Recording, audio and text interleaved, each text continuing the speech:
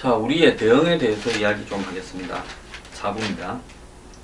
어제 청와대에서 115분간 박근혜 대통령, 이정현 새누리당 대표, 그리고 추미애 더민주 대표, 박지원 국민의당 비대위원장이 만났지만은 115분간 대화가 북핵 불용만 공감하고 내내 겉돌았다고 합니다. 자, 박 대통령은 국민 지키는 게 정부의 의무라고 했고, 추미애 박지원은 사드 반대한다고 이야기를 했고, 자, 그리고 가계부채, 위안부, 우병우 등 서로 할 말만 각자 해버렸습니다. 박지원 우병우 사퇴시켜야 된다. 대통령 검찰 수사 지켜보겠다. 추미애 위안부 재협상해야. 대통령 이면 합의 없었다. 법인세 야당들 인상해야. 대통령 현 수준 유지하겠다. 자, 현안마다 충돌하면서 공동선언문, 공동합의문 없이 끝나버렸습니다. 제가 여기 하나 좀 여쭈고 싶은 게 뭐 하려고 만났습니까?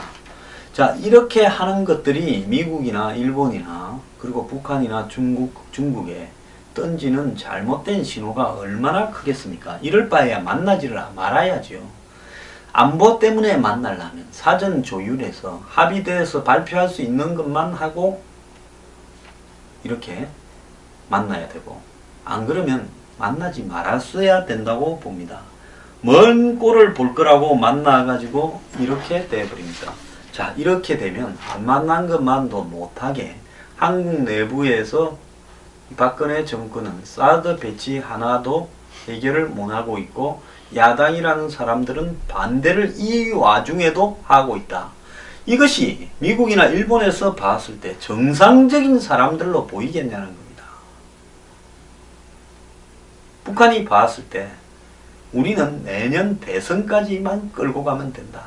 이번에 미국 대선에서 본때를 한번 보여서 미국의 새로 당선된 대통령이 트럼프든 힐러리든 나한테 협상을 하러 오게 만들고, 그리고 그때부터 시작해서 내년 12월 20일 한국 대선 직전까지 계속 미국하고 협상을 하면서 한국을 괴롭혀가면 결국 무능한 보수 정권은 무너질 거다라고 계산하고 있을 겁니다. 그러면서 한국의 지 입맛에 맞는 야당 정권 탄생시켜서 한번 가지고 놀겠다라는 생각입니다. 자, 야당 정권이 들었으면 북미 평화협정에 반대 안 할 겁니다. 사드 배치에는 반대하고 전시작전권 넘겨달라고 이야기를 할 겁니다. 자, 이쯤 되면 한국하고 미국 관계는 쫙 벌어져 있고 북한과 미국 관계는 달라붙어 있고, 그러면서 북한은 미국에는 너희들은 안 괴롭힐게 형님, 대신 저 밑에 있는 애들은 그냥 우리끼리 놀게 간섭하지 말고요, 미군이나 좀 빼세요. 이러면서 이제 나라 망조가 들어갈 거라고 저는 생각을 합니다. 제 말이 과장된 것 같습니까? 자, 박 대통령은요, 이제 야당 만나고 이런 거 할 필요 없습니다. 사드 배치 끝까지 반대하면요, 국회에서 비준해라고 하십시오. 부결시키면요, 만약에 전부 실명으로 할 거 아닙니까? 부결시키면 국민투표 붙이면 됩니다. 사드만 하는 게 아니라 MD부터 시작해서 전시작전권 이양을 안 한다라는 것부터, 그 다음에 한미 뭡니까? 상호방위조약과, 그리고 미국에서 곧 날라올 영수증에 대해서도 준비를 해야지요. 뭐 주한미군 주둔금, 주둔비용, 그 분담금에 대해서 인상시키는 부분까지도 다 물으십시오. 자신이 없다고요? 그럼 어쩌랍니까? 자, 지금 우리가요, 무슨 핵무장론 어쩌고 저쩌고 하는 이 대선 후보들요, 저는 매우 비겁한 사람들이라고 생각을 합니다. 자, 지금 보면 뭐 전술핵을 배치하자, 원자력 잠수함을 배치하자, 사드를 배치하자라는 데 대해서는 한마디로 새누리당 후보들은 거의 찬성하고, 후보들은 독자 핵무기 개발에 대해서는 뒤에 좀 빠져있지만은 대선 후보가 아닌 새누리당 중진 의원들은 독자 핵무기 개발도 주장하고 있고, 야권의 후보들은 거의 대부분이 이런 문제, 즉 독자 핵무기 개발, 전술핵 재배치, 원자력 잠수함 도입, 사드 배치 등에 대해서 반대를 하고 있습니다. 다만 이 안철수 그 다음에 박은순, 안희정이 중립을 지키고 있다는데 안철수 대표가 중립을 지킨 겁니까? 사드 반대하자고 이야기하는 겁니까? 나는 반대하는 거라고 이해를 하고 있고요. 자기 당에 그 반대가 결정되어 있거나 사실상 반대하는 입장인데 아무 말도 하지 않는다는 것은 사실상 사드 배치에 반대하고 있다는 걸 의미하는 거 아니겠습니까? 자, 그럼 여기서 저는 대통령이 할 수 있는 일은 뭐냐? 제가 생각을 할 때는 92년에 이 당시에 남과 북은 핵무기의 시험 제조 생산 접수 보유 저장 배치 사용을 하지 않는다라고 발표했던 노무현 김일성 간에 체결된 한반도 비핵화 선언을 폐기하는 것이라고 생각합니다. 자, 한반도 비핵화 선언을 전제로 철수했던 전술 핵무기 남한에 있던 250기를 다 빼서 없애버렸죠.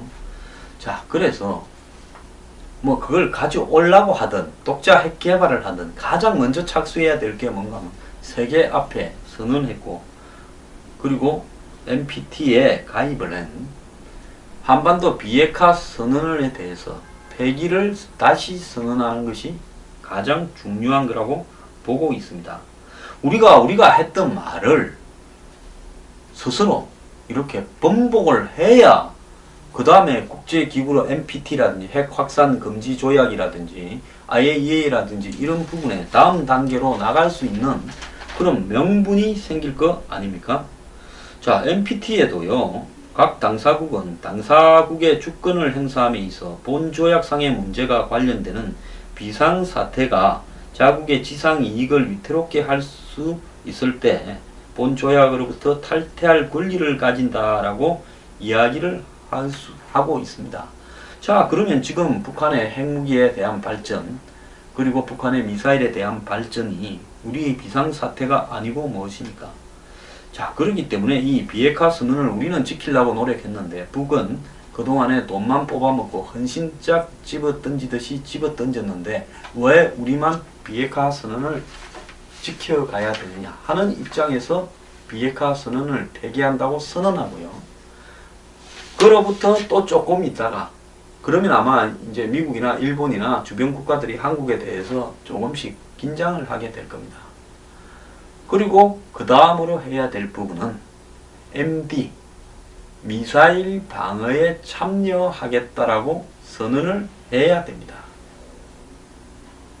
전 참여하겠다고 선언하는 게 뭐 따로 있는 게 아니라 우리가 하겠다 하면 하는 겁니다. 즉 미국의 MD용 그 요격 무기들을 가져오고 그 MD를 운영하기 위한 전산 정보 시스템 정보 공유를 하겠다고 선언하면 끝나버리는 겁니다. 그러면 KAMD로 개발하는 무기들은 MD에 넣어서 뭐 쓰든지 폐기하면 되는 겁니다. 뭐 매몰 비용료, 잘못된 결정은 빨리 번복하는 게 손실을 덜 보는 겁니다. 그 다음에 아까 제가 말씀드린 대로 우리의 비상사태를 이유로 들어서 NPT에서 탈퇴하겠다고 선언해야 됩니다. 이런 부분을 거치면서 우리가 할 수 있는 일에 좀 더 하나씩 다가가는 과정이 미국이 북한하고 핵 협상을 직접 하지 못하도록 만드는 중요한 방법이라는 걸 알아야 됩니다. 이것도 하지 않고 오버해서 기지도 못하면서 날라고 하거나 달리려고 하면 사고가 납니다. 지금 독자 핵개발, 핵 잠수함 도입, 전술핵 재배치를 이야기하려면 전술핵이 재배치될라 해도 비핵화 선언 폐기가 있어야 되고요. 그 다음에 NPT 탈퇴 이런 부분도 전제가 돼야 전술핵을 다시 가져올 수 있는 겁니다. 그것도 안 하면서 전술핵 재배치를 검토하고 있다고 청와대에서 그런 정체불명의 보도가 나오게 되면 이건 뭐 하는 겁니까? 기지도 못하는 누워서 있는 영아한테 뛰라고 날아라고 이야기하는 것밖에 더 됩니까? 그러니까 지금 가장 해야 될 부분은 이 세 가지입니다. 첫째, 한반도 비핵화 선언 폐기. 두 번째, MD 참여. 세 번째, NPT 탈퇴. 이 세 가지 중 가다 보면 그것만 가지고요. 외국이 한국에 대해서 경제 제재를 하거나 뭐라고 하기 어려울 겁니다. 이렇게 단계적으로 한 두세 달, 서너 달 기간을 밟으면서 계속 압박을 올려가고, 만약에 미국이 북한과 직접 협상을 하겠다면, 너네는 북한이 두려워서 직접 핵 협상을 하겠다면 우리는 독자적으로 핵을 개발하는 방안도 모색해 보겠다 하면서 그 전제로 한미 원자력 협정 개정을 또 요구해야 되는 겁니다. 자, 이런 부분을 통해서 1, 2, 3, 4단계 4단계가 한미 원자력 협정 개정을 통해서 상업적 이용이 아니라 군사적 이용에 대해서 허용해 달라고, 그러면서 농축 우라늄이나 플루토늄을 우리가 축적하는 부분을 허용해라고 이야기를 해야 되는 겁니다. 이렇게 가야 상대가 봤을 때 쟤들이 하나씩 가네? 긴장을 하고 조심해야 되겠다. 북한 막으려다가 한국도 갈라. 우리하고 완전히 경우에 따라 헤어질 수 있다라는 걸 상정하고 저러는가? 좀 사람이 긴장감을 줘야 되지 않겠습니까? 외교적으로. 주한미군 철수하라. 우리 그거 감수하겠다. 말할 필요도 없어요. 중요한 건 말을 안 해야 되는 게 중요한 겁니다. 그러면서 1단계, 2단계, 3단계, 4단계로 가게 되면 미국이나 일본이 긴장을 할 거고, 그럼 일본은 우리는 뭐야? 우리도 좀 핵 좀 만듭시다 하고 미국에 이야기를 할 거 아닙니까? 이렇게 되어 가면서 미국이 정말로 북한과의 직접적인 협상을 못하도록 하는 우리의 중요한 카드들이라는 겁니다. 아무리 친하게 지내는 형제 사이에서도 카드가 있어야 되고 무기가 있어야 대접을 받습니다. 가난해가 맨날 돈이나 뜯으려 하고 부탁이나 하면요, 이 우습게 보고요, 겁주는 놈한테 오히려 더 잘해줍니다. 자, 박 대통령 야당한테 기댈 거 없습니다. 저 사람들 안보 문제에서 사고 낼 사람들입니다. 아직도 똥인지 오줌인지 구분도 못합니다. 그런 사람들 데려가고 청와대에서 이야기하지 마시고요, 그 기간에 정말로 시간이 있으면 지금 집중을 하시고요, 사드 배치에 대해서는 국회 비준으로 넘겨버린다고 선언하세요. 그리고 거기에서 부결되면요, 국민투표 붙이겠다고 하십시오. 국민투표 붙이는 부분은 당연히 박 대통령의 거치하고도 연결시키려고 할 겁니다. 그래, 그것까지 포함해서 하자라고 하십시오. 뭐가 두렵습니까?